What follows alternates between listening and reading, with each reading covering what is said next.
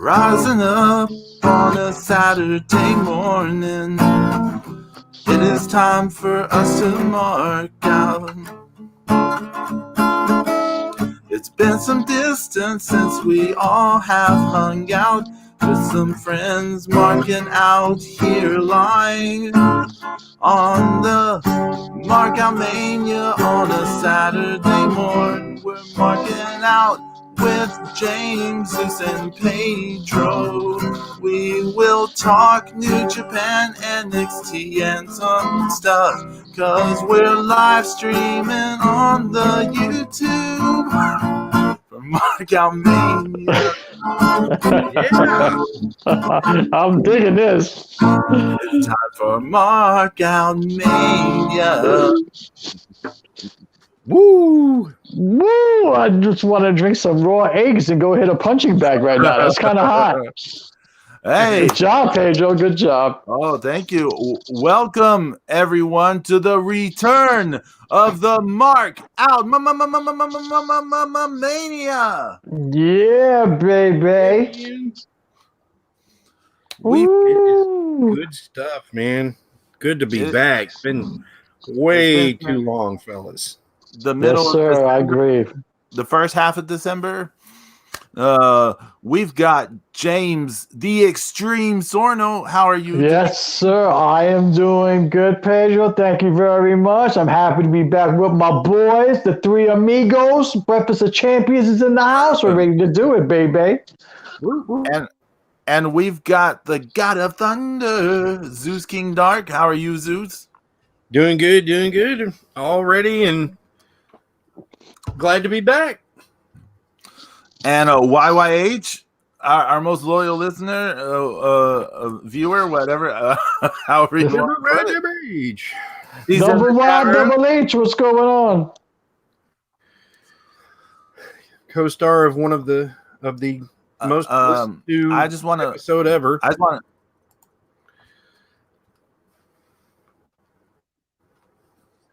Co-star of the most episode ever. Oh yes.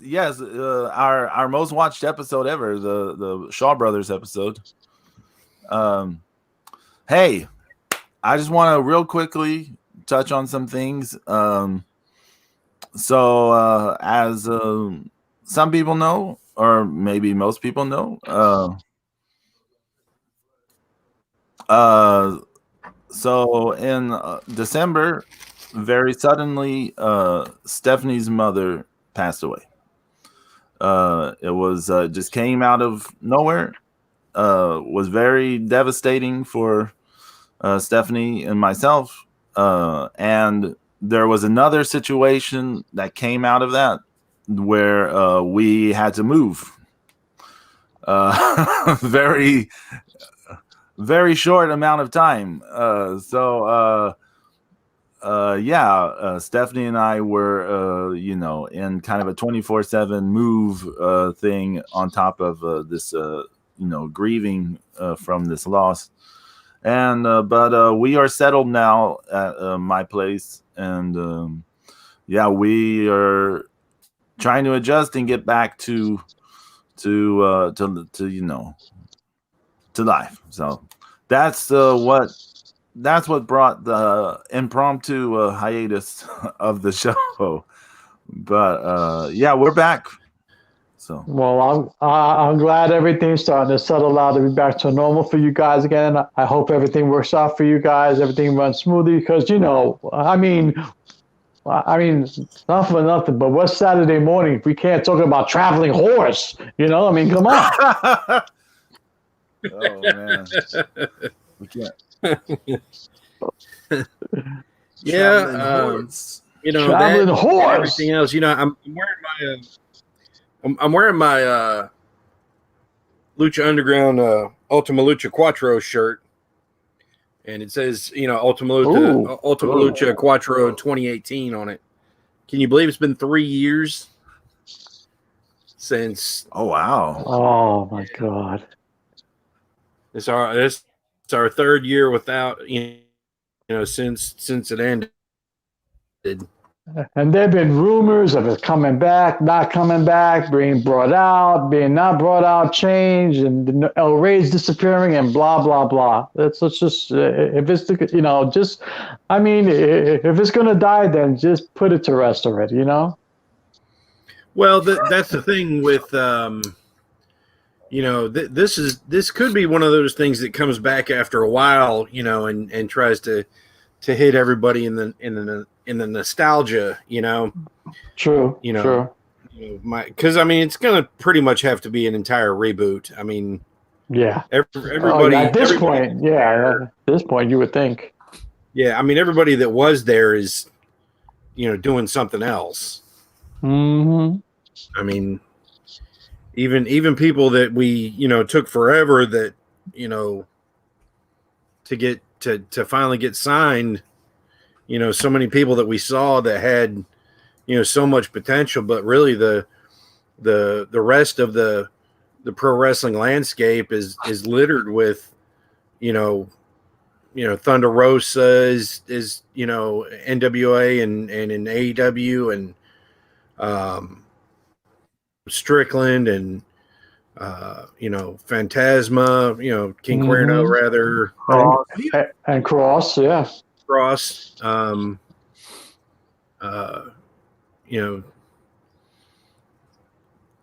Fingers, Ricochet. Yeah, I mean he was going at season 3, so. Oh, that's true. That's true. Yeah.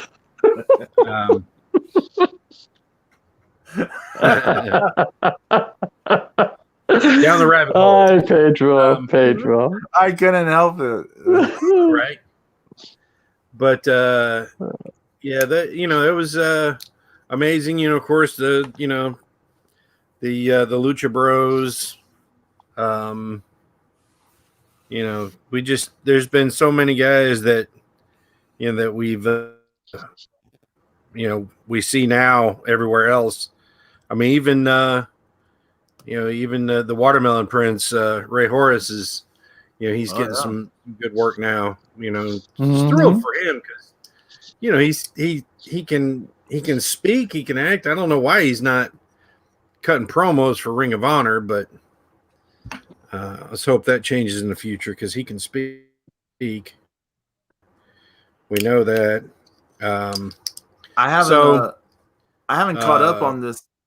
I haven't caught up on this yet, but Mil Muertes is in MLW. Yeah, as Mil Muertes. Yeah, that's kind of hot.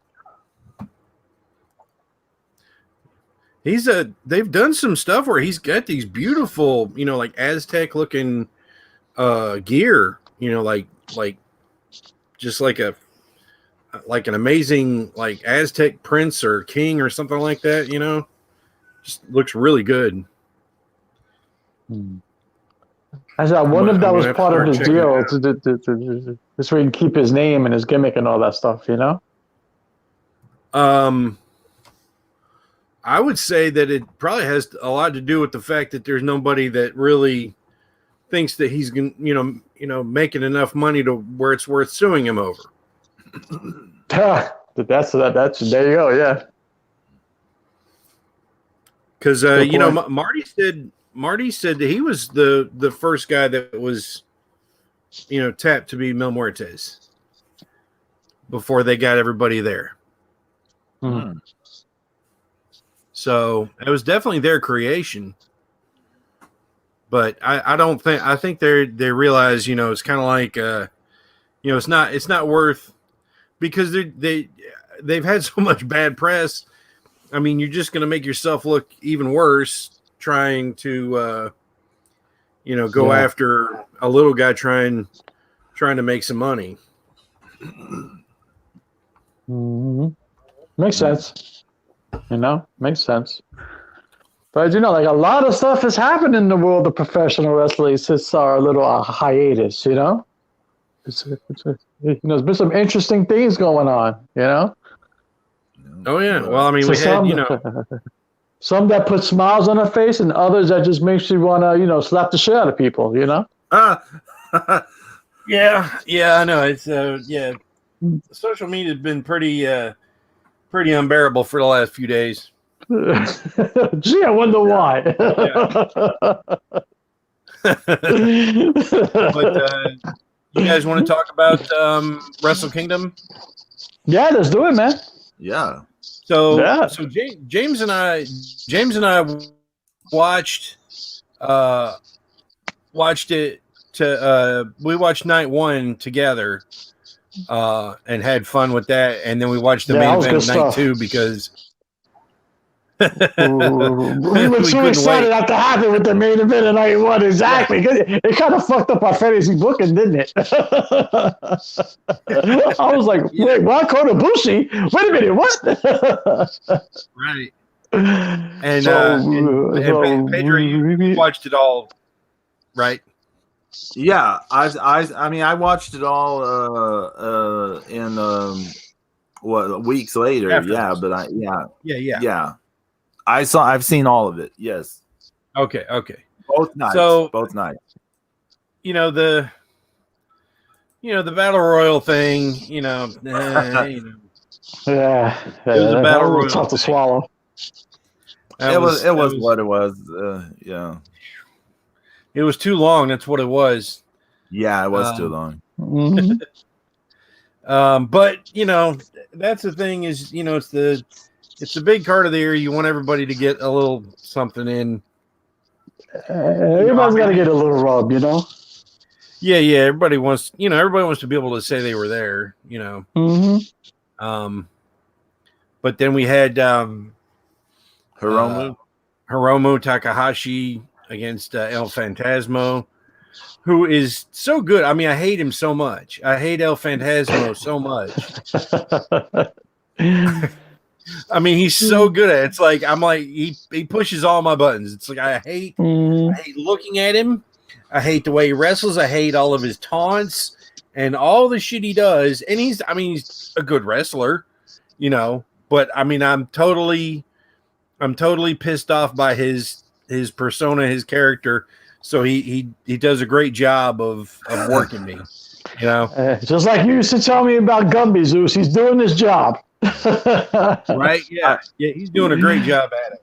I will say El Phantasmo looks better with the when he had shorter hair than he does with the longer hair.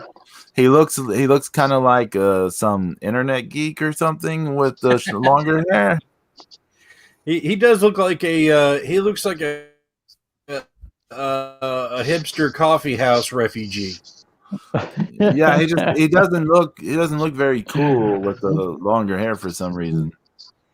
I don't know what it is. Something about it just it looks like working. AJ Styles, hipster fan. Oh my god. No. Okay. No, that's and thankfully Hiromu had a good match and he beat the Super J Cup winner. I mean, you really can't go wrong with Hiromu, though, Yeah, well, I mean, I like him a lot. I don't love him, but it really helps to have somebody that's that much of a son of a bitch on the other side to make you pull for him. True. I'm a fan of Hiromu, but I wasn't necessarily a huge fan of this match. It had nice stretches and moments, but it also was just kind of there, in my opinion. It was not that exceptional, but yeah.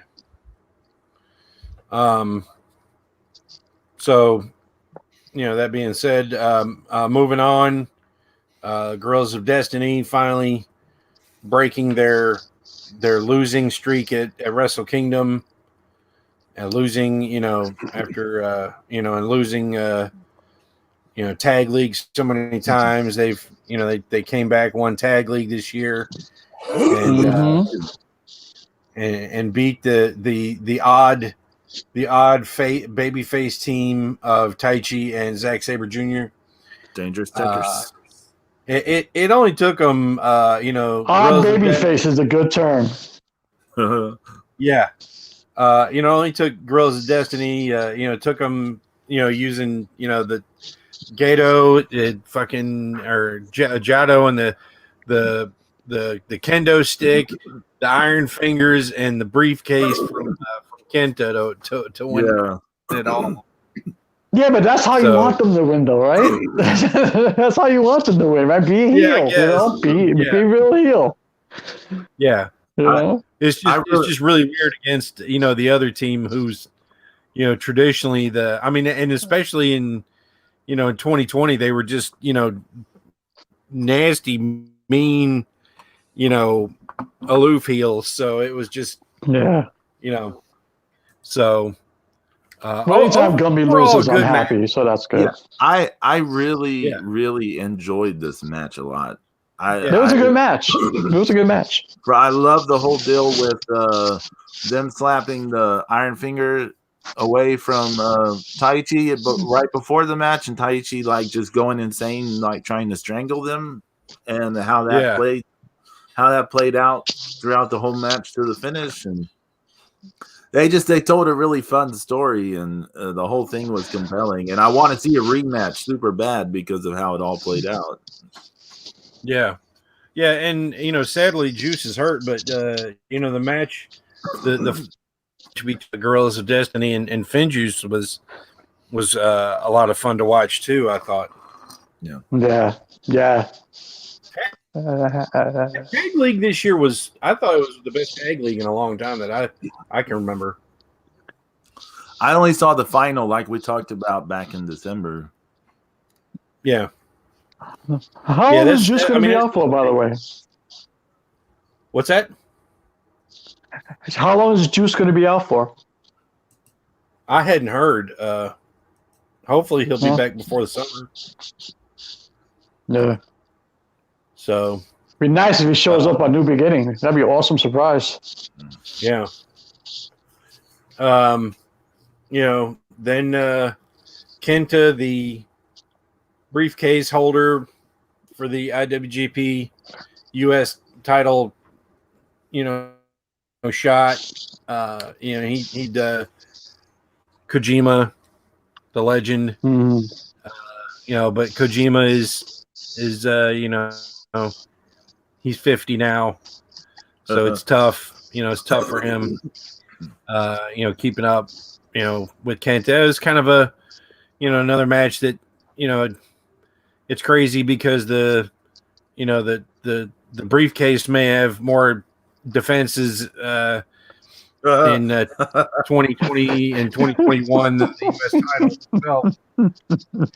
Well, yeah, but we'll get into that in a little while. Yeah. Then we had Tanahashi against Great Khan, and I thought this was I really enjoyed that match. Yeah, that was a good match. He's got so much heart. You just feel for him. And you still have fun watching that match. It was a good match. Yeah, it was really fun. I enjoy Great Khan. He's not great in the ring, but I like the gimmick.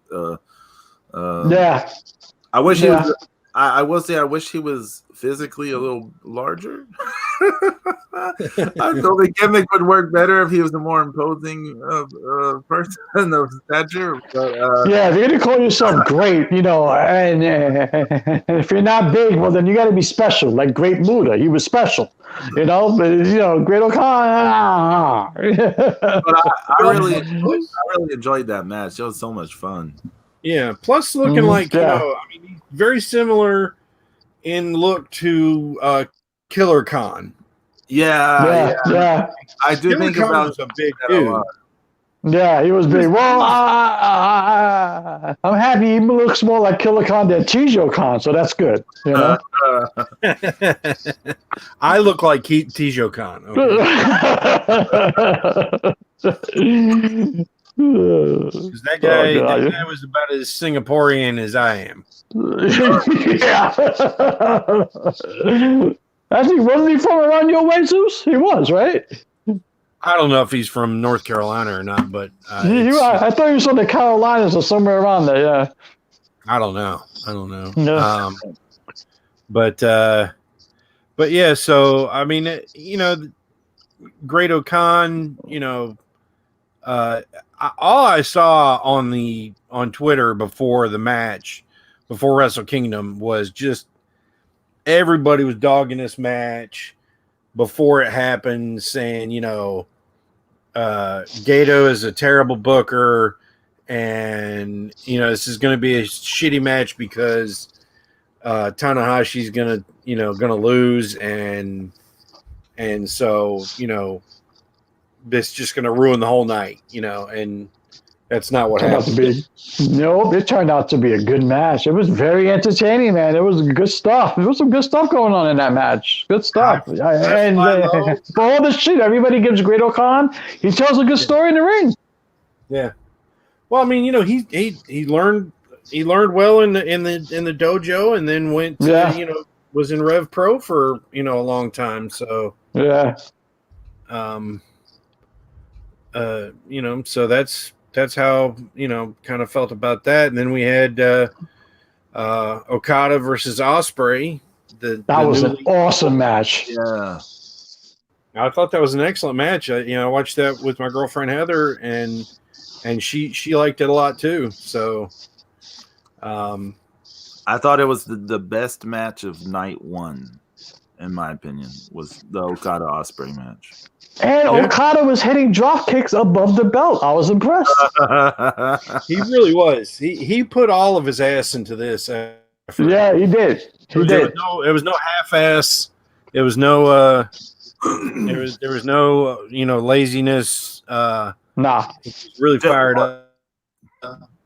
Did y'all notice the crowd still kind of groaned when he went for the for the money clip? Yeah, I was yelling at Zeus. I was yelling at Zeus when he did that. Mm-hmm. But all right, I don't want to see it. I don't want to see it. I don't want to see it. And sure enough, boom. I was like, God damn it. He brought out the Rainmaker. Yes, he did. And he hit a good one too. Ooh. It was good stuff. That was a very good match. Yeah, and that would put the Empire down 0-2 for their first big outing together, and then I guess Bea Priestley became the first official Stardom wrestler to be on the actual streamed New Japan pay-per-view. Yeah. Even though she wasn't wrestling, because she, I don't think she could. So she, I think she works well in that role as Ospreay's like kind of sensational Sherry. Yeah. Yeah. Manager valet. Even though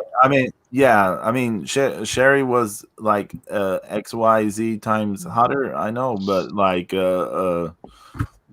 still Bea Priestley does a good job in that role. She was all right. Mm-hmm. Yeah. She was okay.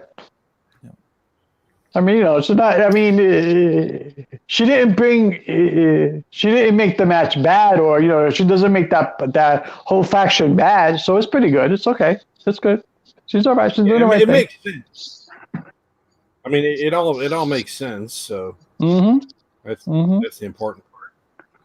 And I mean, it's not like Tokyo Pimps, but it's okay. Oh my God. we all wish Yujiro's the best part of Yujiro's act would show up. Yes. Yeah. Yeah.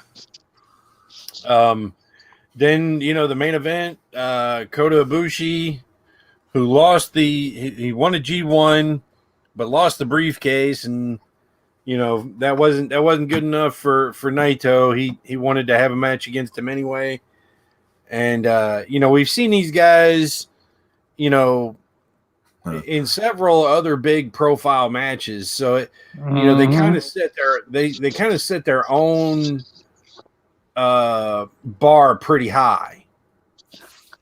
And I felt personally that Ibushi started showing a little emotion, a little bit of that, just crazy how he just. I mean, this match, it says the time of the match is 31:18.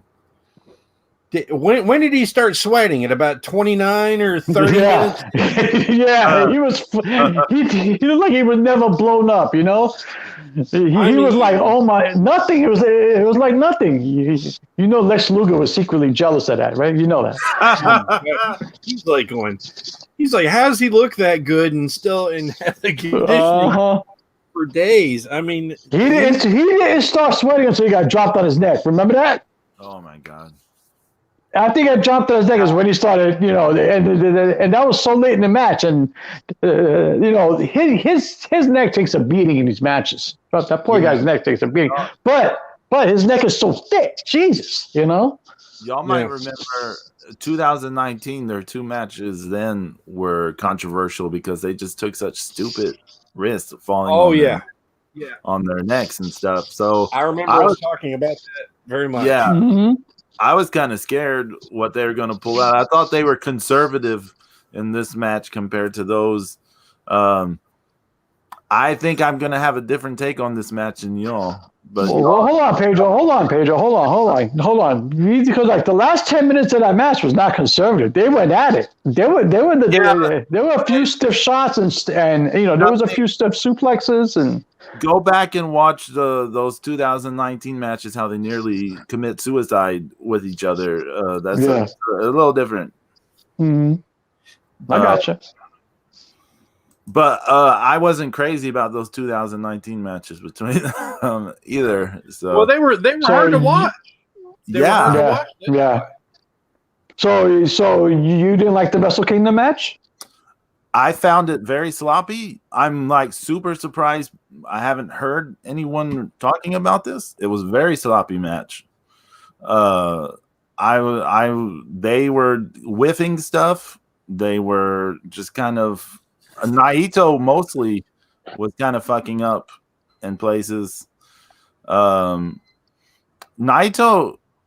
I didn't really notice till this match. He is not moving very well. He's moving like Tanahashi was at the start of last year. Did you all notice that? He's kind of doing. Well, I'm sure he's a little beat up. Yeah, I'm sure he's a little beat up. Doing that thing with his legs where he can't really bend his knees. I'm gonna have to go. I'll have to go rewatch it. Yeah, I'm gonna have to go rewatch it now. Yeah, I was just thinking the same thing. So now I have to go rewatch it. Yeah, it really stood out to me. I was like, "Oh, Nigel's not moving very well." Did you like the title switch? Naito, I didn't think was moving really well. Yeah, Naito was not moving very well. The title switch. It's weird, James, because intellectually, right? It's the thing. It makes the most sense, right? Like Ibushi needs to win. But I have this problem with this match, and when we get to the main event of night 2 as well, both Naito and Jay White are like so gazillion times more charismatic than Ibushi is that it's hard to like root for Ibushi versus them because I will always gravitate towards the person with more charisma than I will the guy who comes off like he's on the spectrum with Asperger's or something. I see. I thought it was going to go down like this, and you know, like I was having this conversation with Zeus. I thought Naito was going to keep it, and then he was going to lose to Jay White. That's what I thought was going to happen because that made sense to me. Because I don't think you're going to give it to Ibushi and then have Ibushi drop it the next day. If they don't give it to Ibushi, I mean, you've basically killed his potential going forward, haven't you? Because he can't lose that many times. Well, I think what fucked that up is when he dropped the briefcase. I mean, if you're going to start him losing there, you're like, okay. Does it continue to slide? I feel like that was trying to kind of replicate what they did with Naito the year before, where it's like, oh, he didn't win G1. He's not going to get to fulfill that destiny. And then found a way to do it anyways, right? Mm-hmm. It kind of felt like a replication of that. In terms of if you look at like Gato's booking patterns, to me it felt like, you know, a different variation of that sort of Gotcha. play. I hear you. I gotcha. Well, I was shocked that Ibushi won. I mean, Zeus and I were like, wait, what? Like, wait a minute, what happened? It's like, is that 3 count? I would say this: the last 2 minutes of that match were excellent, but I felt the previous 29 minutes were not equal to the last 2 minutes. Okay. I got you.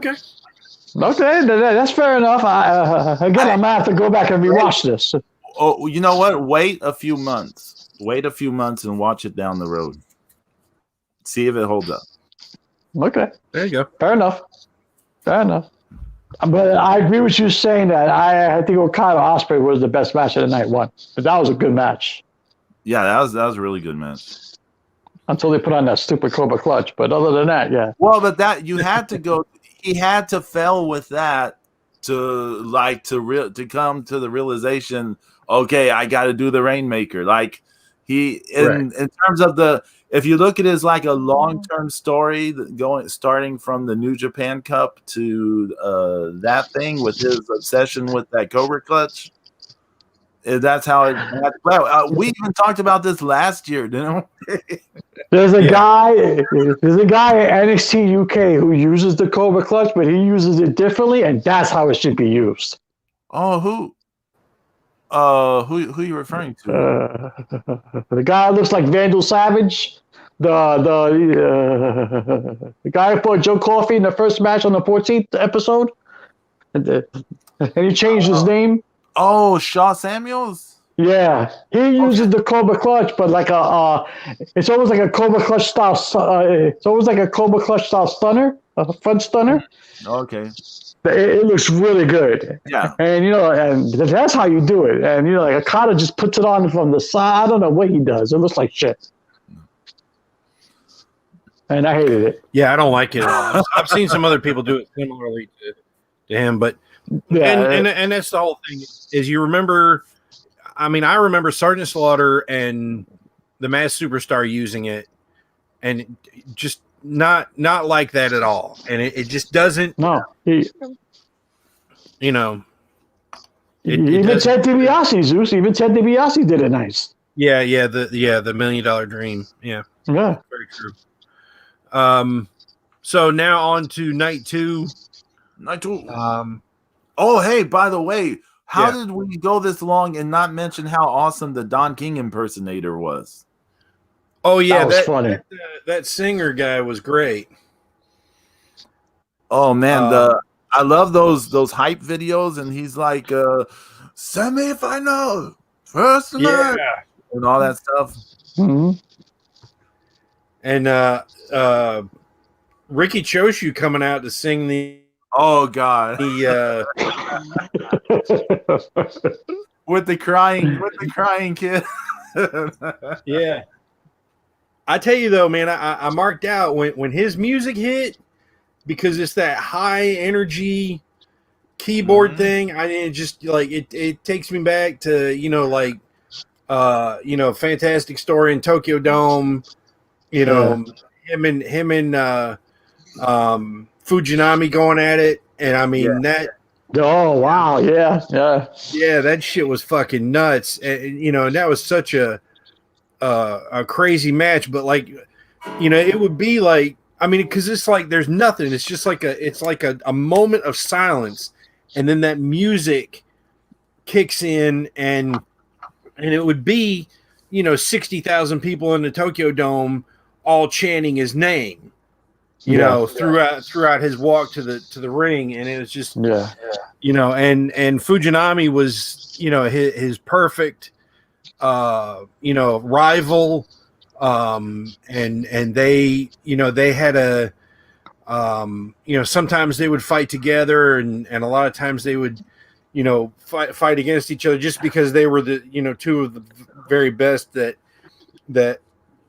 were in New Japan. I mean, they, them along with Vader, they dominated the late 80s and the early 90s, until things kind of moved on. But I mean, it really, it was really, really cool moment for me. Oh yeah, absolutely. I hear that, man. I hear that. Absolutely. Hey, Y2H2. I don't care. Jimmy Havoc has a move called Acid Rainmaker. Jimmy Havoc sucks. Okay, I just want to say that. Thanks. Is he still wrestling? I think so. No, I don't think anybody's hearing him right now. I mean, we probably shouldn't go into all that, but yeah, he's not going to be around probably for a few more years. But No, it's not a big loss. It's called Acid Rainmaker. How dare he? But yes, night 2 starts off with what the KOPW 2021 match. Yeah, yes, that was. the Yano showcase. Yeah. Okay, this guy is so over. I don't get it. No. Yeah, you gotta love Yano, man. Just great big fucking dude. All that natural talent. He does what he does. Yeah, man. Yeah, he's overdoing it. He gets overdoing it. He is so over doing the shit that he does. It's amazing. Yeah. Okay. He is over. Yes. Yep. And so he had 2 Bullet Club guys in there, Chase Owens and Bad Luck, who are easily the 2 most exciting members of Bullet Club. Yeah.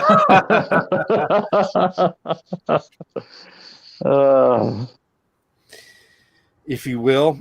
And so but Zeus, this is off topic, but Chase Owens did finally get a semi-decent card on New Japan collection or whatever that game's called. Yeah, that new 3-star from yeah, about damn time. He has, for those who don't know, in that digital trading card game New Japan has, Chase Owens has like the worst cards imaginable. Like they are just.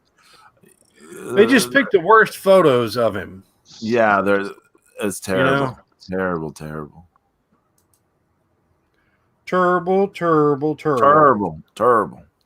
I'm going to Walmart. Terrible. What was after that? The IWGP Junior Tag Team title match? Yes. Taguchi and Master Wato challenged Desperado and Kanemaru for the junior tag titles, and that was a fun match. Despy and Kanemaru have been a regular tag team for quite a while now. And really showed they're smooth, they're old school heels, and Desperado's my he's definitely one of my absolute favorites right now in the whole world of wrestling, and he just kills it, whether it's in singles or tag teams, and and they went on to defeat Master Wato and Taguchi, and I was actually a little worried. I thought that I thought the baby faces were going to win this at one point. They worked a good match, I thought. Yeah, it was fun. It was a fun match. Mm-hmm. That's all James has to say about it. Mm-hmm. Tenzan, at ringside, he's been putting some extra work in with Master Wato, and Master, his gimmick. I'm not sold on him yet. I'm not going to say that I'm not sold on him yet. Right, he's getting there. He's getting there. Right, but and it might take some time, and he might be one of those guys that in 10 years when people are like, yeah, you remember when he used to look like a blue raspberry blow pop, Can I throw a weird reference out there? Yes. So I don't know why. Every time I see Master Watto, I think of you ever seen that music video about like this chicken, and there's like this Japanese guy singing about the chicken, and there's like all this martial arts fighting going on, and What the hell are you talking about? y'all never seen this?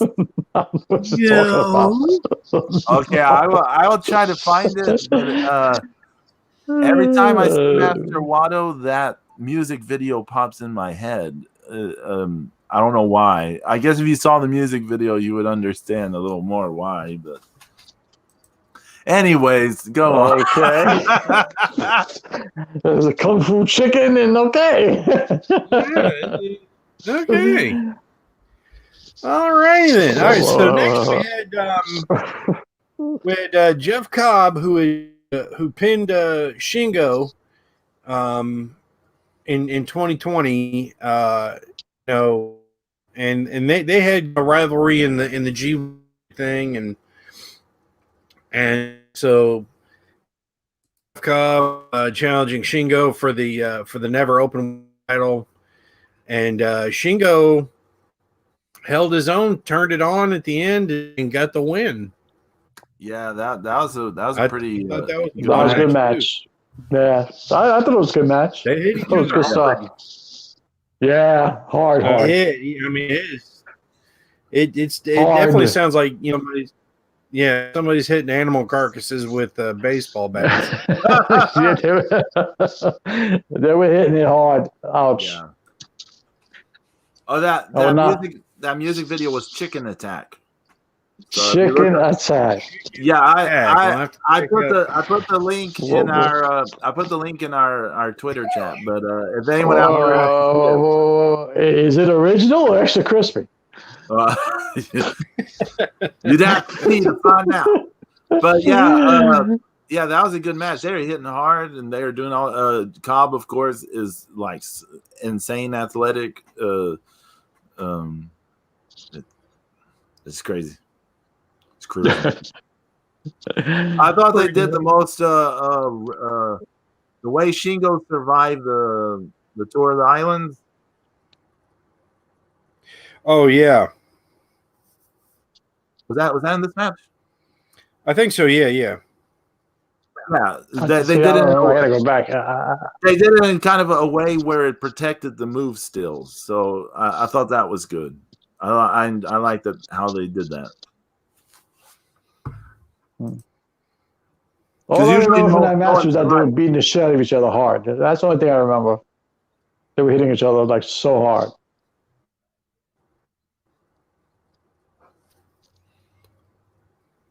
What was next? Sonata versus Evil? Yes, it was. With Dick to go at ringside.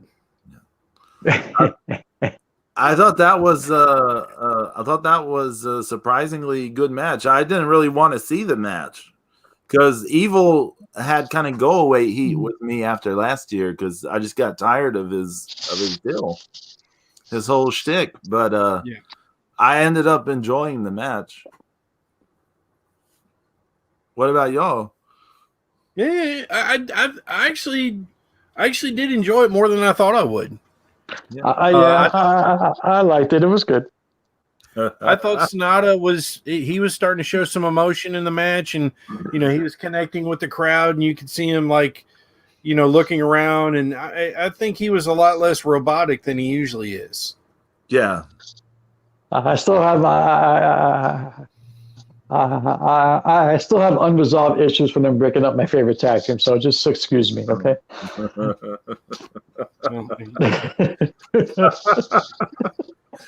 Oh my goodness. Angie, what's going on? What's up, Ange? How the hell are you? Angie. You know what James really needs to watch? He really needs to watch the movie Frozen so he can learn how to let it go. Shut up, Zeus. Word. No one needs to watch Frozen. It is shit. So I've never watched it, but I know that song is in there.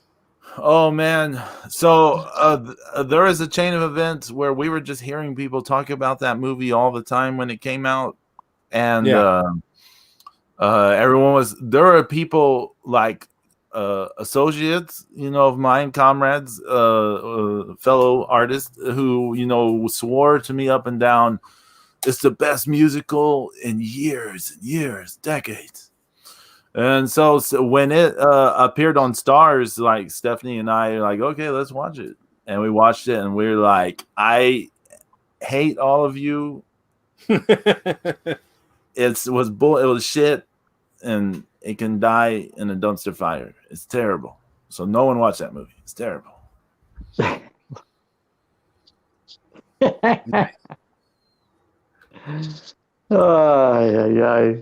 let it go. Fuck Frozen.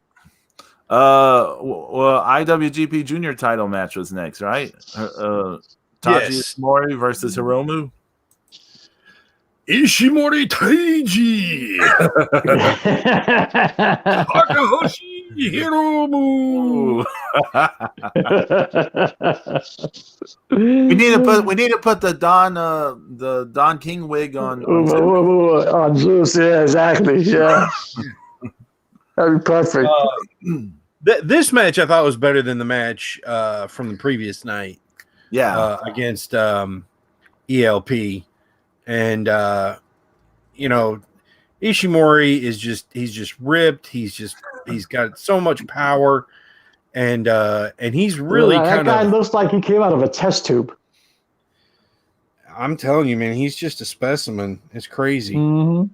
They need to put him in a Terminator movie, so you can be the world's shortest Terminator. Guy who's never blown up. He's never blown up. Terminator.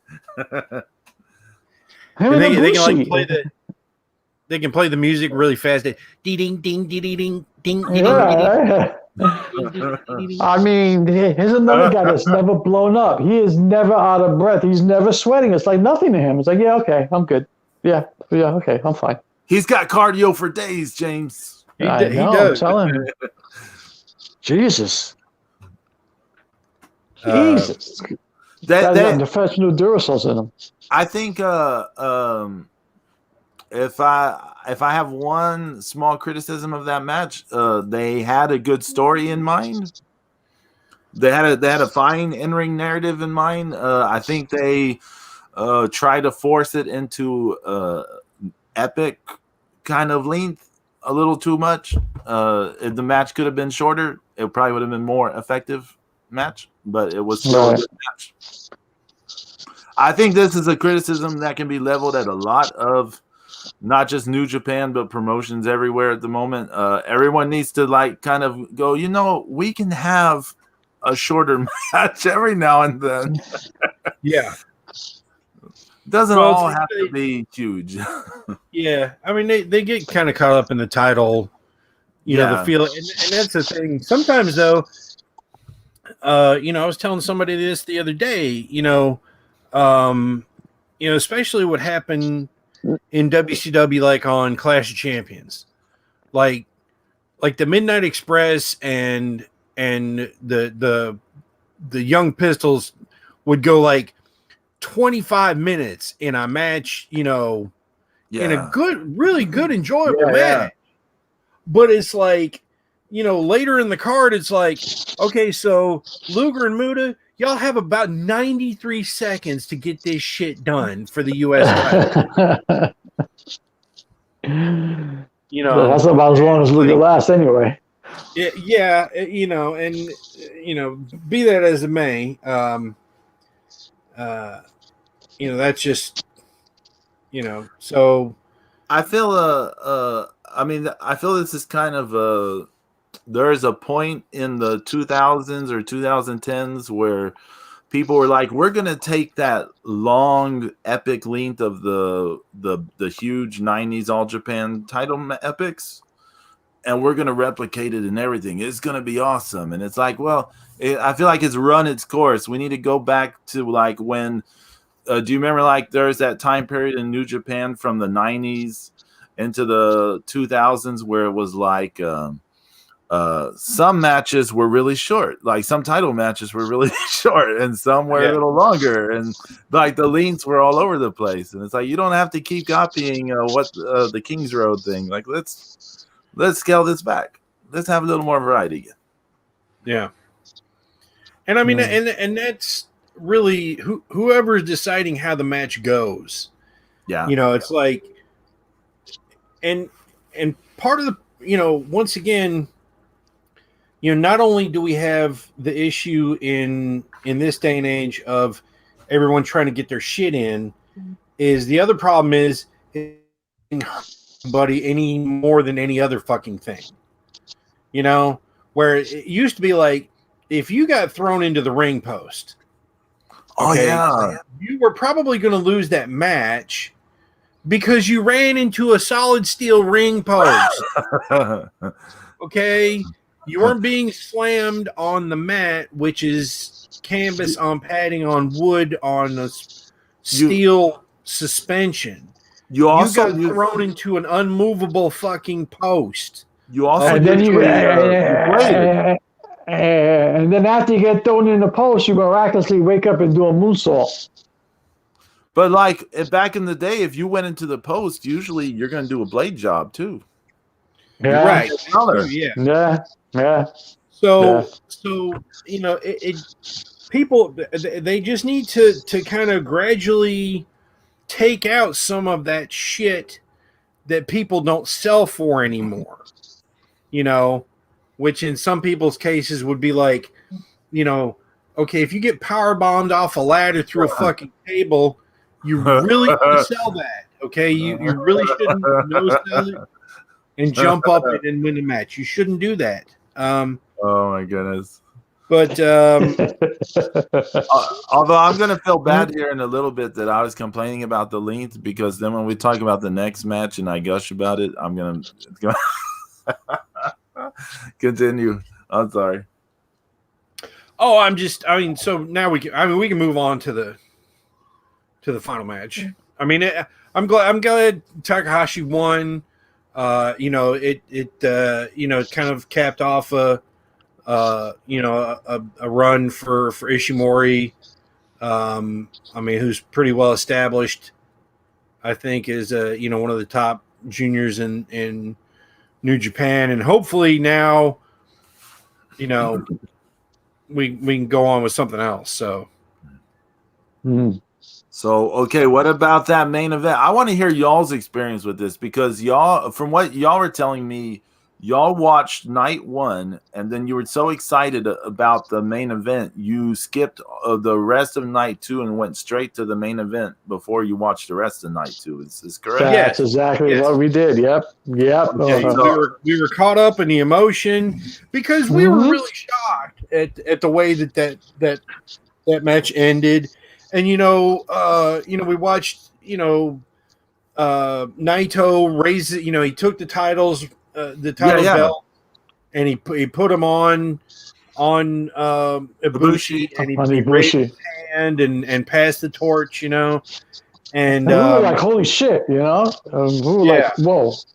And then Jay White came out and did his. Did what he does best, is, in the ring telling people how shit's going to be. And, so we were just like, we got to see how this goes.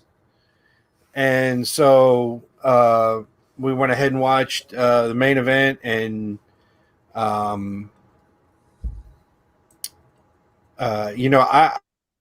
this was almost a 50-minute match. Yeah. And Ibushi coming off of almost a 32-minute match that he barely sweat in, and he didn't start sweating until about 40 minutes into this match. That guy's stamina is unbelievable. It really is. I tell you, if we could put Kota Ibushi in a time machine, I would love to take him back to about 1986, 87, and have him have a match with Flair. Yeah, that'd be awesome. And interesting thing about Ibushi, he looks super young, right? Right. I mean, he looks so young, but he's 38 years old, and he's still like an athletic he's got a baby freak. face. He's got a baby face. And he's like an athletic freak. It's crazy. And that haircut doesn't help him either, because it looks like he's 12 years old with that haircut. It's like, got the soup bowl out. We're gonna put it on your head, and we're gonna cut it. Yeah, exactly. if you want to part it to one side, go ahead. But that's what we're doing. And But I mean, we were sitting there watching that match, and they were going at it. Not for nothing, but Jay White and Bushi were giving us a show. They were. I felt like I mean, yeah, Zeus, I'm sorry. Go ahead. Oh, I was just going to say, I felt like that the way that they had the near falls toward the end. You know what? I mean, it was of course there was some and Bushi did kick out of the Blade Runner, and that's kind of when I felt like I was like, well, that's the writing on the wall, and I thought Ibushi had some good counters for the Blade Runner, and Jay White was starting to get really frustrated, and it just seemed like Ibushi to me was getting stronger. Yeah. And he was feeling it, and he was like enjoying it, and he was making those little smiles where he was just like, no, I'm not done yet. I'm feeling good. I'm not. He can't stop me. It's like all the thing, because it's like so many times you kind of see Jay White, and he tells people how shit's going to be, and then like it's almost like they let it get to him. It's like they kind of feel that they're going to lose to him no matter what. And he just, it felt like to me that Ibushi was overcoming that. It's like the words don't mean anything. It's like, I'm in here. This is my time. I can feel, I'm not tired. I'm not feeling the pain. I'm just, he's just, fulfilling that destiny. And he just, when he won, I couldn't hate it, Yeah. Here's another match where, again, Ibushi getting dropped on his head for the second night in a row. And, I don't know what's wrong with this guy. He likes getting dropped on his head, especially with all the issues that he's had already. But hey, he pulls it off. Just like Zeus said, even if you were pulling for White, you couldn't hate it. Actually, when Ibushi won. I mean, I was telling Zeus, I said, wait a minute, it's not going to make sense to have Ibushi beat Naito and then lose to White, is it? I mean, is that what's going to happen here? Right. 24 hours later. Yeah. Yeah, and even Zeus like, I don't know, and so again, even when Ibushi won, it was, you felt for him, like, yes, it was okay, I thought it was a great match. It was long as hell. I give those guys credit because I think they pulled off one hell of a match. It was great storytelling. You saw the frustration, just like Zeus said, on White's face at the end. I mean, he was getting a little pissed off. I mean, it was showing on his face, and like Ibushi was reveling in it. He was loving it, Yeah. And then he started to sweat. Then about 5 minutes left in the match. Like, okay, I can start sweating now. I got to justify a shower over here, so let me sweat a little. So it's, I thought it was good stuff, man. I do have to agree with you, Pedro, in a way where he does not have the charisma as a Jay White or a Naito. He doesn't. He just doesn't. But you can't help but fall for the guy, and you can't help but be happy for him to have the belt. You know what? To be honest, James, I never had that emotion in me watching both nights. I never went yay for Ibushi. I didn't. Really? I'm not into him really. Like logically, he should be the champ, yeah. Because I mean, if you're not going to do it now, it's never going to work, in my opinion. I've complained many times when they wait too long to do the push with someone, and then they do it later, and people are like, "Oh, they finally did it," and I'm like, "It was kind of too late." If they had waited longer, it would have been too late. So they have to do it now. Because I mean, also, we talked about this. Ibushi, he finally signed, as a fully contracted New Japan wrestler. Right, that's right. Yeah. And I think he like the, he did, he obviously, didn't feel like that it would be a smart move to go and be with Kenny and the Elite, which was a brilliant Thank move God. on his part. Thank fucking God. And yeah, you know. Angie Ibushi takes a pounding. It's brutal. I'm sorry, just go ahead. Yeah. Pause. And the wording of this. Oh my God. Yeah. That's what I'm saying. Oh my God. And I mean, this was kind of, his, kind of his reward. And then,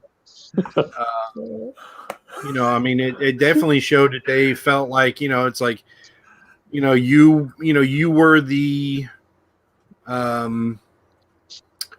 you were the guy. So yeah, but now they can't take him off it now. No, hold on, Zeus. They can't take it off him now. Because that's the case, then you should have gave it to White. Well, can I say some stuff about the match real fast? Yeah, of course, Pedro. I thought this was the best match of both nights, in my opinion. This was the match of both nights. Yeah, I agree with you. This match was 48 minutes long, and it didn't feel like 48 minutes. It felt, I mean, I didn't realize so much time had passed when it was over. Like, it was, I thought it was a really good match. I thought Jay White was really great in terms of creating the story of the match. Because I felt like he really did that more so than he dictated the pace. Mm-hmm. Yeah. Mm-hmm. I'm glad that y'all got this emotional thing out of Ibushi. Like you saw, So how can you not, Pedro? How can you not? James, I literally did not like. Zeus was saying he saw fire coming out of him. I just saw the same old shit. Like just the same expressions that he always makes, the same kind of weird autism spectrum faces he makes. I was like, I wasn't getting this fire that y'all got from him, but I thought that Jay White made the thing work, and I thought Ibushi is always like great athletically in matches, right? So he carries that stuff off. I told y'all this when I watched the match, and I feel if you go back and watch, you will see this. They kind of whiffed the finish. He did not hit the knee flush. It just kind of it doesn't even really connect that well.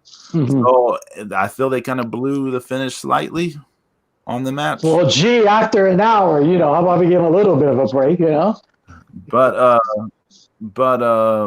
yeah, I know. Yeah. You're almost an hour in the ring. How about we cut him some slack? Like 90 minutes. Yeah. But yeah, that was an excellent match. I was like, oh wow, 2021 is starting off really strong with this. Actually, Angie agrees with you, Pedro. Angie doesn't have that.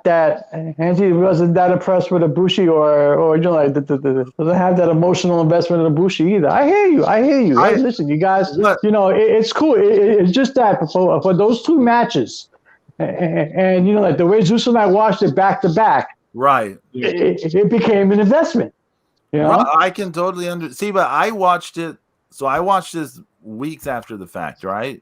Right. And I watched night one from the start to the end, and I watched night two from the start to the end through. As y'all know, I broke it up over days because I don't have the time to just sit there and watch a 4 or 5 hour show. Which, by the way, do y'all remember us having a conversation in December last year where on this show where I was saying I'm not sure about them doing the 2-night thing every time, and y'all said, y'all said it's gonna be great. It's just I still think it's a good idea. Y'all said it's gonna be just like 3 hours each night. And then, like, the first night was like 5 hours. I know. I was like, motherfuckers. And then the second night is almost 4 hours. I'm like, Jesus Christ. I'm sitting through 9 hours. Y'all said it's gonna be better. Like it's more. But but I didn't personally see this fire coming out of Ibushi, but maybe I'm biased. I don't know. No, it was. I saw it. I mean, we were sitting there. We were saying it. I mean, we were saying as we saw it. You know, I mean, it might just be you were just not as impressed, and like you said, you know, I mean, we were just, you know, we were emotional. You know, we were coming off the high of the last main event. Yeah, and we were, and you know, Zeus and I went straight into the main event the next night. So we were already worked up, you know. Right. We were like, okay, here we go. Let's go. Let's do it. You know. Oh man, that sounds like a lot of fun. The way y'all watched it. Man, it was fun. It was fun. Fucking A. You know. Oh, what about overall? What did you think of both nights of Wrestle Kingdom? You know, I just I could have done without that damn battle royal. Yeah. And you know, like I said, I get it. I do. I remember that. I don't remember if it was Ultima Luchados or Trace, but you know, they had that one, you know, battle royal where they like brought out like every fucking buddy that had ever been in Lucha Underground for that thing. I forgot all about that. Yeah, you remember like they brought out Pimpy. I think, you know. Yeah. Striker. I think Striker was going to put on his tights. I mean, like, you know, I think Taya's dog was in it. You know, it was like everybody was in it. And I get it. You want to, you know, everybody that's been there for you all year long, you want to reward them with a little something. And so, and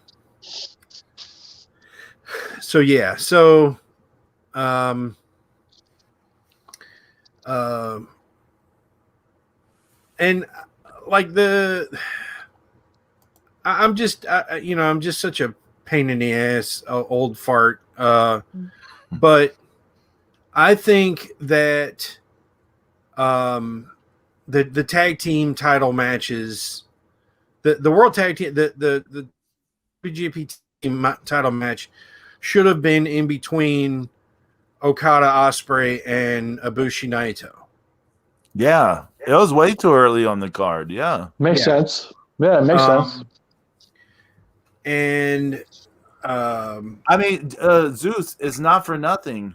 It's not for nothing. The tag team titles used to be like number 2 after the IWGP heavyweight titles. That's how it is in most promotions in the past.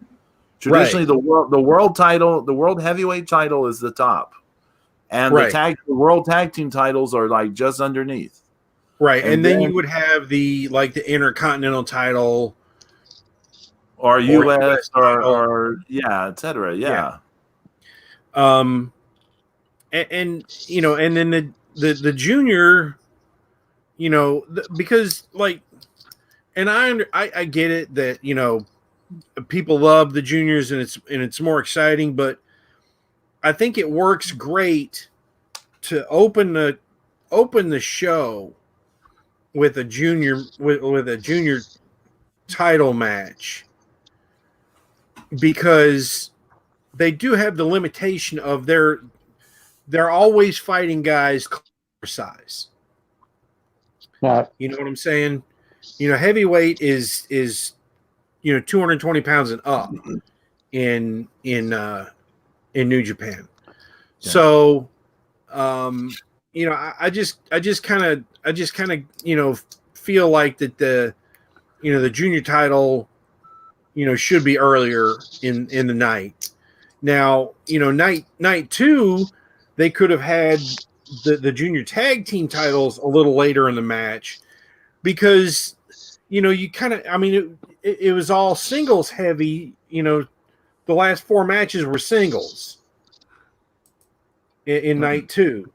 And I think so you should have had the tag team match like in between Sonata and Evil and Hiromu and Ishii, I think that would have worked even better.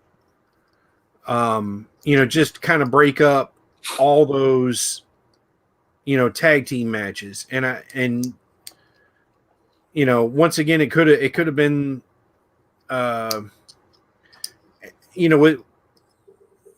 honestly, I mean, do we think that the never open weight could have opened up? Well, I mean, you had to get that King of Pro Wrestling thing over with. K-Pow. Kipow. Mm-hmm. Or Cope. Horrible. Coppola. Cope. Yeah. Yeah. Coppola. But anyway, I'd have very, I really liked it. Of course, it helps when some of your favorites win. But I'm used to to things not turning out the way I want to. Be a wrestling fan, but oh my god. So I thought overall it was a pretty good Wrestle Kingdom. Last year's the highs were like much higher, in my opinion. Like the high end matches were like better than the high end matches for this year's, but I still feel it was a really good show. And I mean, it was like the first wrestling I saw for this year because of what my situation was. I didn't see any wrestling till I saw it. So after the fact, which by the way, so in terms of being spoiled, like in terms of spoilers, I knew that Ibushi had won because by the time, I guess around January 15th, I think is when we kind of finished the move. Yeah. Very late on January 15th. So by the time we're settled in here, I not quite settled, but like the time we're staying here and we're no longer, moving around constantly, it's everywhere is the image of Ibushi with both titles is like all over my social media everywhere. So So see, it was a little different for you watching in the desert then. See, right. That right there says it all. Yeah, because it was a little different for you watching that match with Ibushi. So you wasn't already. But how could you really be invested if you already knew he won? Yeah, but see, because it was a total shock to Zeus and I. Right. Well, yeah, for me. There's, but my situation was what it was, James. There's no way. Yeah, no. I understand what you're saying, but see, see. I think there is there's an automatic. It puts even maybe even in your subconscious, that you since you're already watching a foregone conclusion. Right. Yeah. The only other result that I knew was I kept seeing, besides seeing Ibushi with the titles, I kept seeing Hiromu with the junior title and the trophies. So I put two and two. Well, okay, he must have won the title. Mm-hmm. So yeah. I mean, it's the rest of it I didn't know. Like I didn't know any of the other results. I mean, I had to completely stay off Twitter, because I knew I have too many mutual people that that the first thing that they do when they see the match result is they tweet. Yeah. I mean, so I knew that if I wanted to stay spoiler free, that that I couldn't get on there at all. I mean, I've had other shows, other New Japan, other wrestling shows that just couldn't watch it live. They just people just get out there and they socialize it, and so that's what you got to do. You can't blame people for the way they are. You just gotta blame yourself for taking the chance and seeing stuff.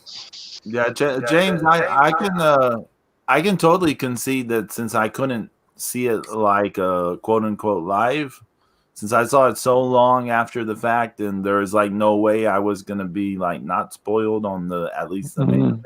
Right. It probably did take away from the what they were doing.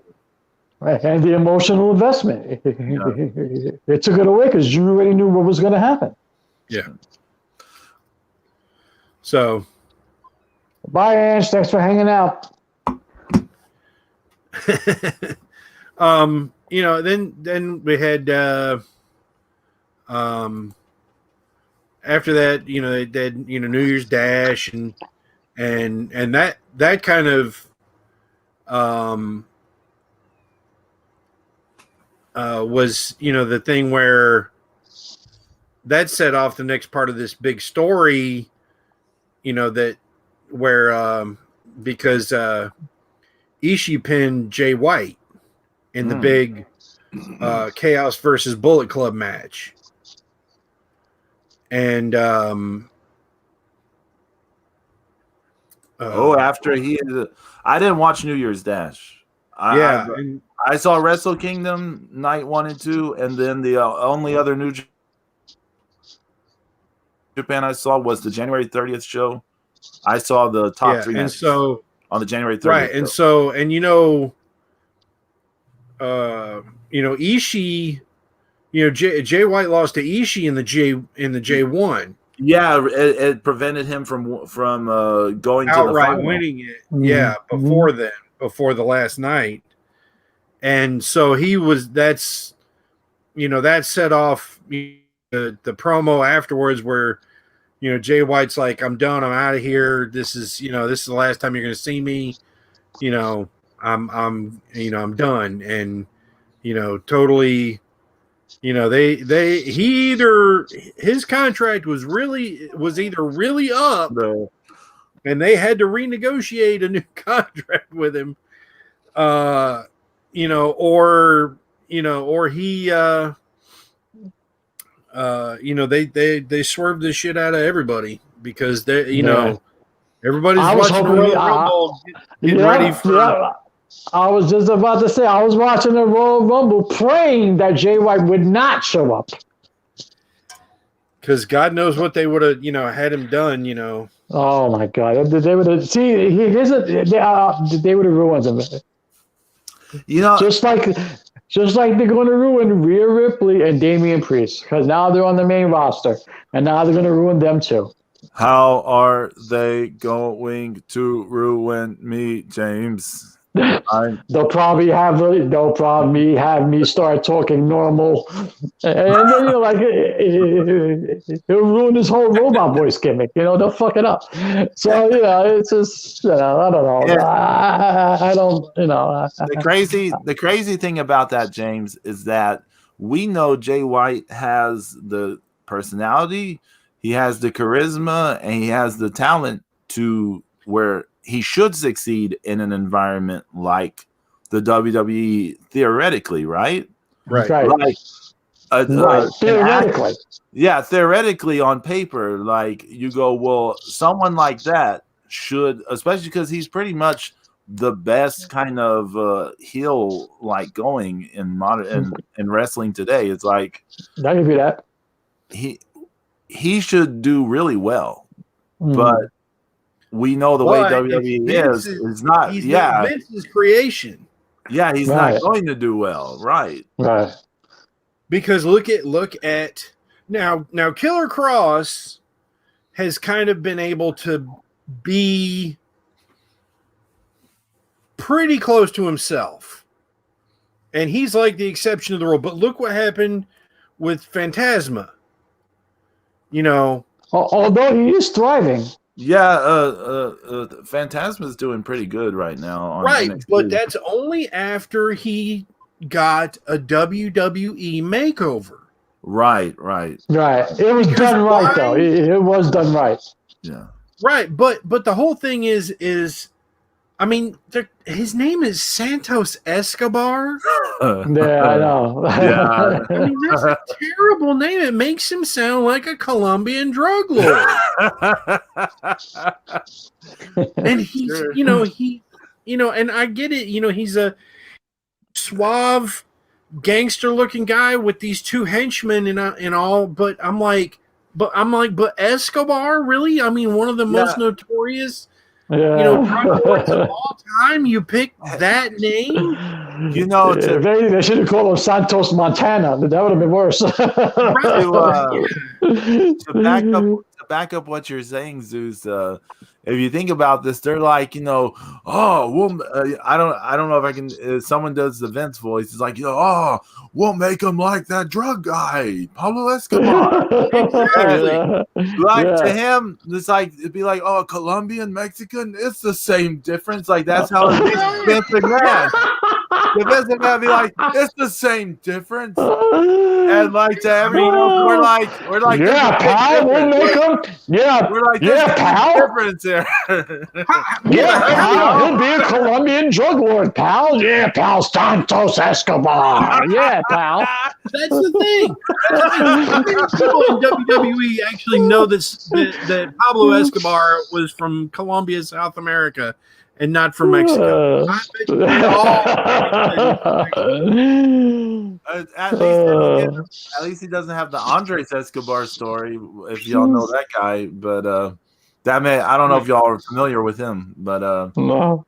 He was a Colombian football player who, at the World Cup in '94, when they had the World Cup here in the United States, the Colombian team was heralded. Oh, he scored on his own team. The whole thing, and he fucked up. Yeah, and he ended up being killed. Yeah, and Pablo had him killed.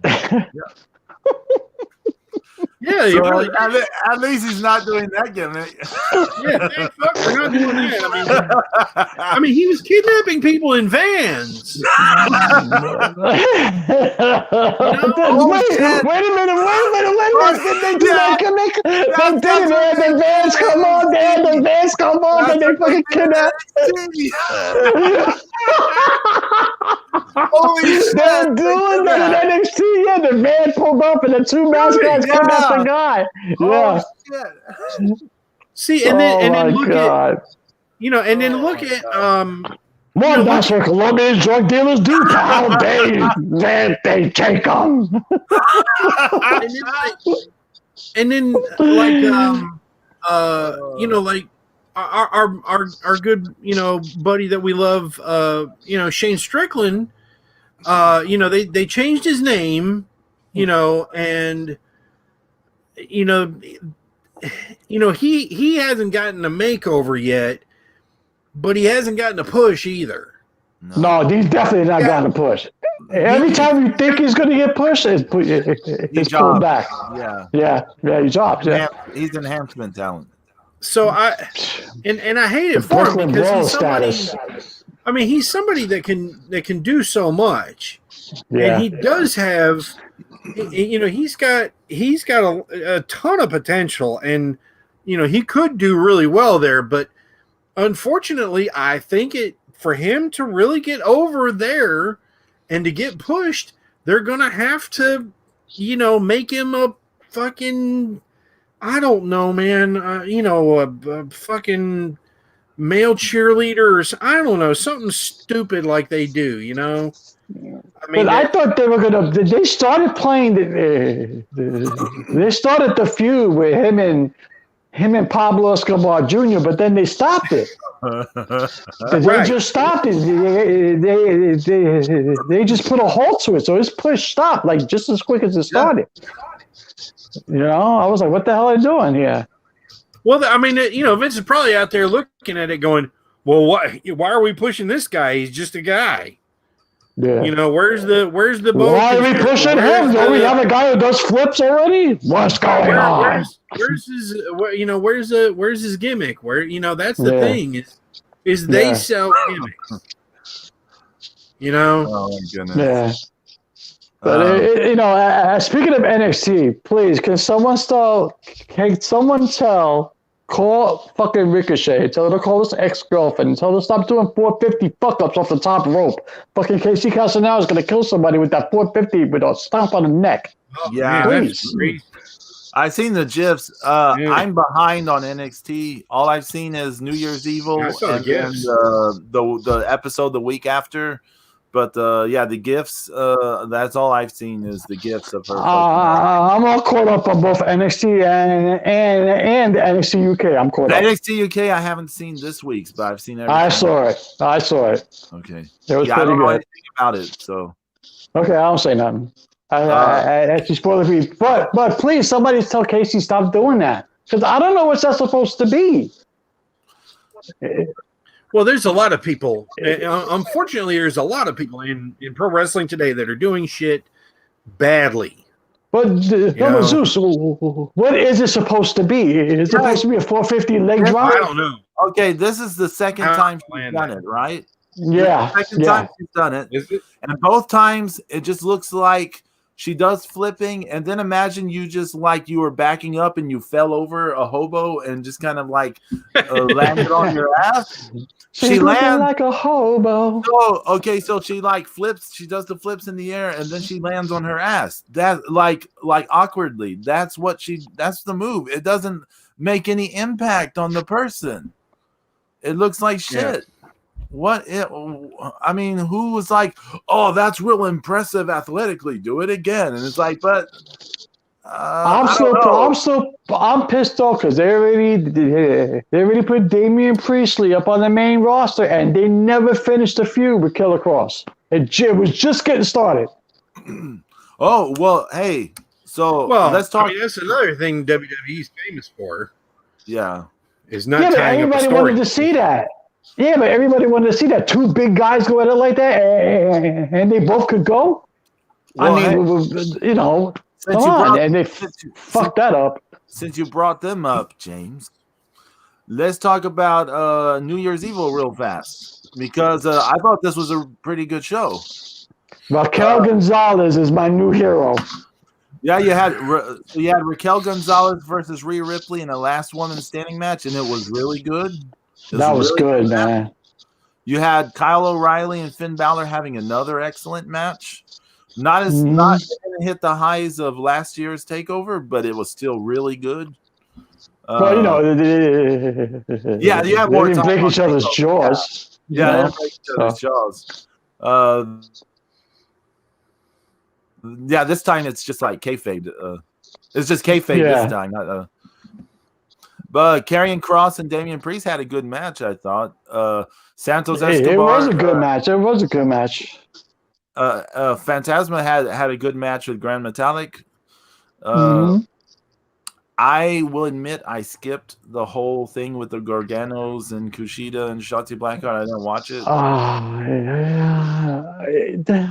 Because I was just like, this is going to take too long. I'm going to skip this. I understand. Okay, I understand what they're trying to do with Johnny Gargano and the way, you know, like the way him and his wife and Indy Blackwell and Austin Theory. I know what that's all about. In reality, it's their answer to the bullshit that's on the other wrestling network on the other Turner Network broadcasting station. Okay, it's their answer to that. And you know what? I understand that, but I don't think it belongs in NXT. And I think Johnny Gargano's too good of a wrestler for him to be doing stupid shit like this. You know, it's entertaining and it's not. You know, because to me it just takes away from the whole NXT because before it was on the USA Network, there was none of this stupid bullshit. Yeah, you know, we've talked on here before, James, that what people wanted as an alternative from the WWE. You know, they wanted, you know, like a higher quality in-ring stuff, and they wanted, you know, more logical booking and all that. All that was what you got in NXT, like before they went to USA. As soon as they went to USA, and I called it. I said it. I said, as that's it. It's done. You know, and now they're trying to make a comeback, and it's getting better. You know, it's getting better, especially when you have people like Raquel Gonzalez, and Pablo Escobar Jr. now in his new gimmick, and you got Cross, so it's getting better. You know, I wasn't sure about Finn Balor coming back to NXT, but it's paying off, isn't it? Yeah, he's been much better here than he was in runs previously. So I think he's doing well there. And you know who I'm starting to mark off for? Don't laugh, Pedro. Don't laugh. Okay. Fucking Timothy Thatcher. Oh yeah, well I like Timothy Thatcher. I liked him before he was in the WWE. That guy's just a mean son of a bitch. You know that? He's just one of those mean son of a bitches. He looks like a school crossing guard on a bad day. The thing with that's what he looks like to me. He's like, just leave me alone. He looks grouchy and all fucked up teeth and like, I got a peanut butter and jelly sandwich. It's like that. We said last year about Timothy Thatcher that he's really good in the ring. He's never gonna make it on the main roster. It's just never gonna work there. But he's excellent in how they're using it right now. Yeah, I think he was good before he was in. When he was on the Indies, he was good. So. Mm-hmm. But it's getting better. Anything with Raquel Gonzalez now is awesome. She's gotten so good, man. She has, man. She's gotten so good. Even the promos have gotten better. I'm a big fan of hers. Is what's her name? Martinez? Is she still doing there? Yeah, she came back. Yeah, she came back and attacked Io Shirai. Yeah. She left and she came back and now she attacked Io Shirai and they're gonna have a three-way. Her, Io Shirai and Tony Storm gonna have a three-way for the belt. The next takeover called Vengeance. I think it's next Sunday. Yeah, it's on Valentine's. Yeah. Yeah. There you go. Yeah. I want to talk real fast if we can about NXT UK. We'll just hit some of the high points. Did you see? So you saw Walter versus A-Kid, right? Yes. Jesus, I thought Walter at one point A-Kid looked like he legitimately kicked him in the face hard by accident. Yeah. And you remember that in the corner, right? And Walter's face just turned from calm to pissed. And he ran and he legitimately chased after A-Kid. A-Kid ducked out of that ring so fast. That match was interesting in that A-Kid did most of the smashing, did most of the Well, and I got to give Walter credit. He sold a lot of it, But at one point, there was a point where Walter's face just turned and he said, "Okay, enough's enough," and he started beating the shit out of the kid. I'm like, "Oh my god, that poor guy." That lariat finish, that was one of the best lariats we've seen in years. Stan Hansen, eat your heart out. Holy shit, man. Giving them a ovation for that. What? I thought he took his head off. Jesus. Yeah. That was brutal. It was brutal. They've had a lot of good matches. I'm not saying they had a lot of great matches on there, but they've had a lot of good matches, consistently good TV matches. Yeah. That show. I like Gallus. I do like Joe Coffey. He's good, man. He's good. Hey, you know who I'm liking is Sam Gradwell. Yes. But he jumps, but he loses to everybody. But he's good, though. He's good. He's good. So weird, isn't it? His promos are hilarious. Yeah, he's good. He's really good, but he goes out there and he just jumps. He talks so much shit. He jobs. I didn't get the job to Ben Carter because like Ben Carter was so tiny next to him. I thought they brought. I don't. First of all, I don't even know why they brought in Ben Carter. Number one. I know why. But. Two, they brought him in, and then he goes over Gradwell. I'm like, wow, okay, all right. So like, okay, so you know, fine, okay, but Ben Carter's like he's okay. He's like another Ricochet. Ben Carter, yeah, his match with Jordan Devlin was good. Yeah, he's talking shit too. But yeah, he's just high spots, right? Just like does a lot of high spots. Dave Mastiff looked like he beat the shit out of Joe. Oh, let me shut up. Yeah, go ahead. Oh yeah. Dave Mastiff and who was it? Rampage. I let you know. Yeah. You got to watch this week's. Yeah. Just watch this week's. Oh, okay, but did you see their match? Yes. Versus Rampage. That was good. Mm-hmm. Yeah, it was good. The Jenny Piper. I don't like Jenny. The Jenny Piper Nevin match wasn't much of a match. It was like they had a little match, and then Joseph Connors did his deal introduction of him as Jenny's manservant, and Piper Nevin jobbed again. She jobbed so much. She has so much potential, and they job her all the time. It was like she was pushed to the moon, and then whap, it stopped. Jenny versus Kaylee Ray. I thought the match was good until the finish. I thought, which we say this a lot about the women's matches in NXT UK. They'll have good matches and then a dumb finish. Yeah. Well, I think they were trying to get over Joseph. Yeah. You know, it's the only thing I can think of, because otherwise it doesn't make sense. But if you're trying to get over Joseph, okay, all right. But the thing I'm most excited about in terms of the women is Meiko Satomura is. Yes, she comes she comes next week. Yeah, I'm excited. So that should be good. They were showing her vignettes again this week. So it should be good. You see that tag team match? You see the 4-way elimination? Hello, Pedro? That was Pedro? Yeah. It was pretty good. It wasn't bad. Can y'all hear me? You were going cutting in and out. out a little bit. Yeah. Okay. The 4-way wasn't expecting much, but it was. I didn't hear a word you said, you spazzy bastard. You cut out the whole thing here. Yeah, I said. Yeah.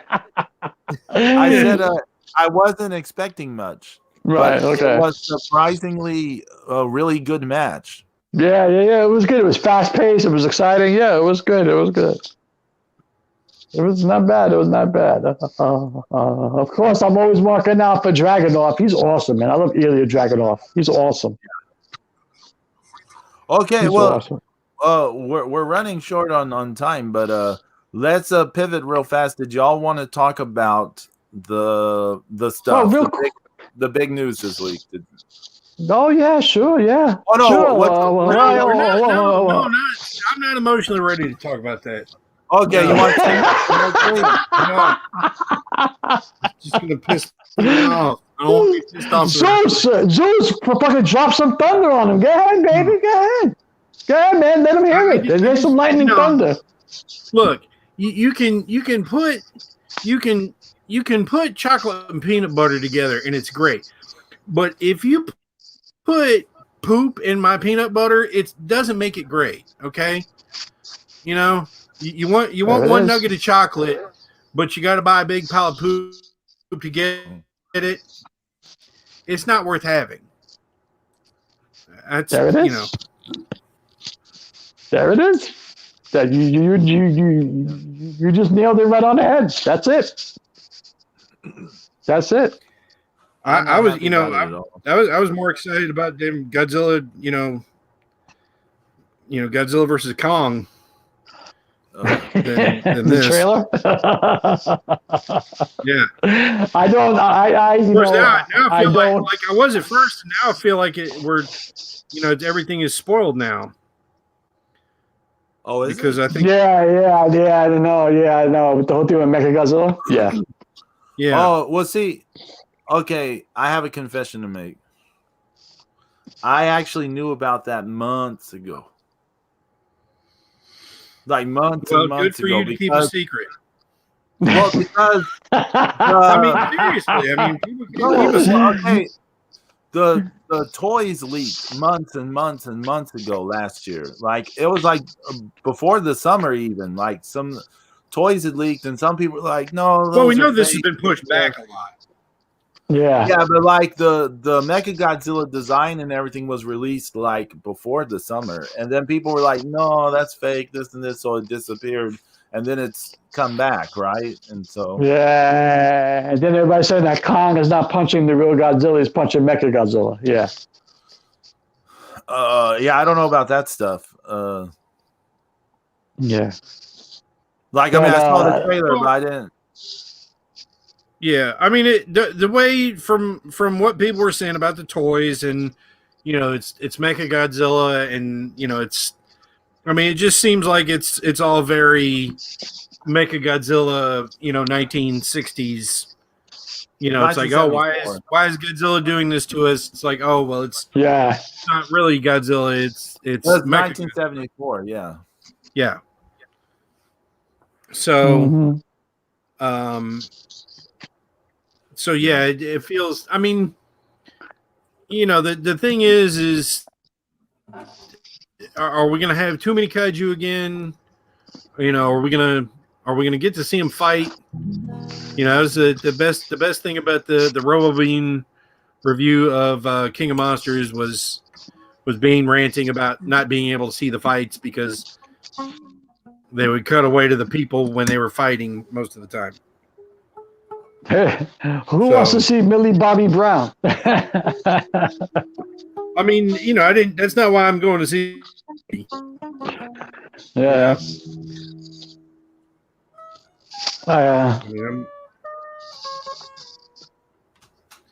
But I think we should ban all. I'm just going to put this out there, and I'm going to leave it at that. I think we should ban international travel from Jacksonville, Florida, to Tokyo, Japan. How about that? That sounds good. Yeah, guys, I have to say one thing real quick. I'm so happy to be back because Saturday mornings is just not the same without the both of you. And you know what? Not for nothing. Fucking Mrs. Zero was making Saturday mornings a bit too exhausting. You know what I'm saying? So I had I needed a little fucking break.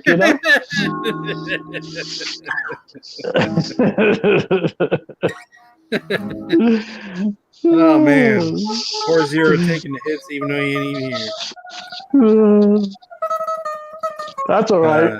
That's right, because his mom been taking the hits for a long time. You know what I'm saying? Forget about it. Hey, fun movie recommendation. Mr. Right. It's on Netflix. Okay, all right. Anna Kendrick and the guy who's he's in the Iron Man movies. The bad business guy.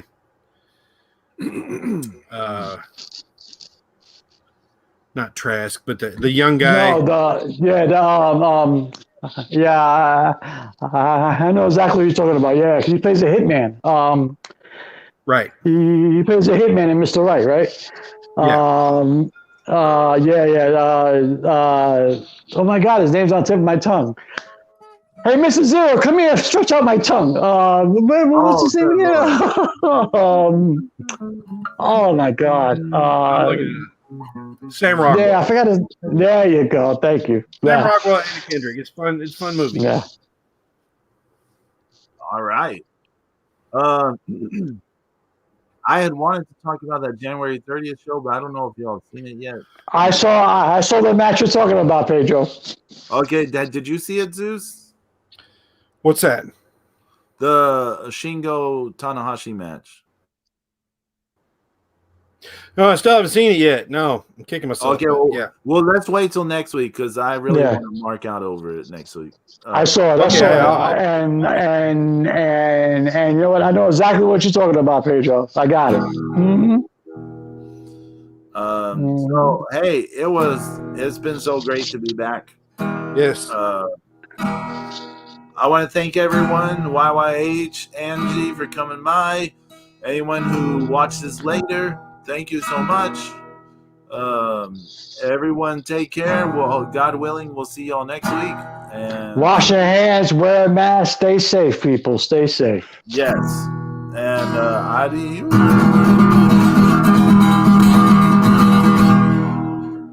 Peace.